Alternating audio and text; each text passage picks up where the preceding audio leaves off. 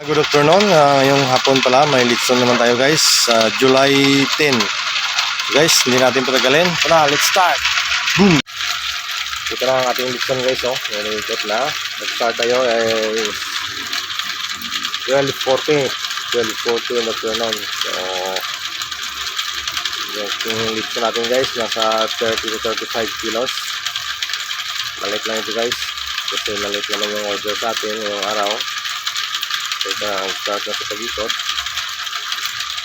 So, salamat sa nag-order pala sa Raminas Litson. 1 hour and 10 minutes na ating Litson. So, hindi natin na-video yung ibang part ng ating Litson kanina. Yung pangalawa na pala natin, yung pumula na. So, malapit na itong manuto guys. 1 hour na lang, 15 minutes na manuto na itong Litson natin. So ngayon, live tayo kanina, hindi natin na wala tayong ibang camera, ito lang yung gamit natin. So ganito yung balat ng litson mo guys, sigurado crispy ito mamaya. Yan o, makikita nyo, pulang-pula na ang ating litson. So malapit na ito maluto. So sa mga hindi pa nakapag-order dyan sa Raminas Litson, maaari nyo kaming puntahan dito sa Barangay Ilok, Lawanan City. Kaya tumawag kayo sa number na 0905-188-495. Pumunta na ngayon guys, may preview tayo na dinuguan. Yung ating dinuguan. Pag sa amin yung baboy, may preview. Pag sa inyo, yung lahat ng dinuguan na sa inyo yan. Dito pag sa amin yung baboy, sa lahat yung sa inyo na dinuguan.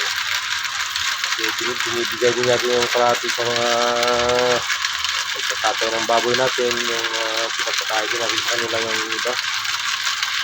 Kaya kung sa inyo yung baboy, pwede nyo kunin lahat yung laman loob. Kung pwede din kayo magluto, pwede rin kayo magluto guys. Pwede rin namin yan. Binibigay na namin lahat pag sa inyo yung baboy. Ating litson for today, July 10. Salamat ma'am, happy birthday.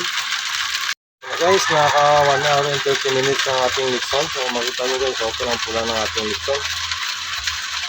Yan ang ating litson po guys, pulang-pula na. Yan. Sigurado dyan guys, crispy yung balat ng litson natin. Malapit na ito mga nito guys, 30 minutes na lang maluto na ito litson natin.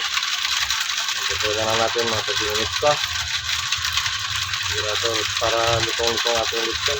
Salamat yan sa mga natin-shoutout yan sa atin. Sila Master Sergeant Arnil Celeste, Master Sergeant Erwin Naison,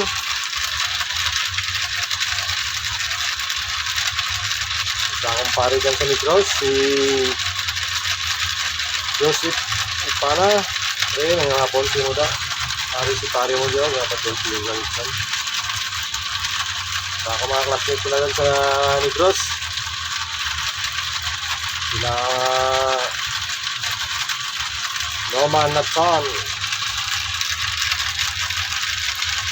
Olinda Colinaw, and Juanito Kinis Jr. Si Aning Jr. The Boxer. Sa luto ng ating litson, so ating itong tanggalin sa apoy guys. Higyan natin mga 5 minutes bago tanggalin. So kinahalo natin yung apoy niya, sinagit na para mag-crispy yung balat ng litson natin guys. 5 minutes lang guys. Ano yan, tanggalin natin yung apoy sa gitna. Yan, para mag-crispy yung balat niya.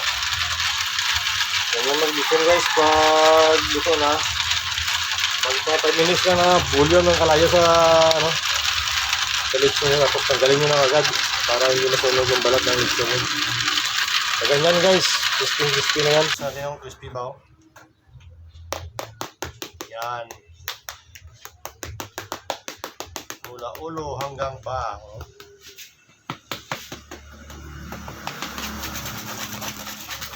Crispy na yan guys, kasi ganyan yung tunog ng balat. Yan, crispy na.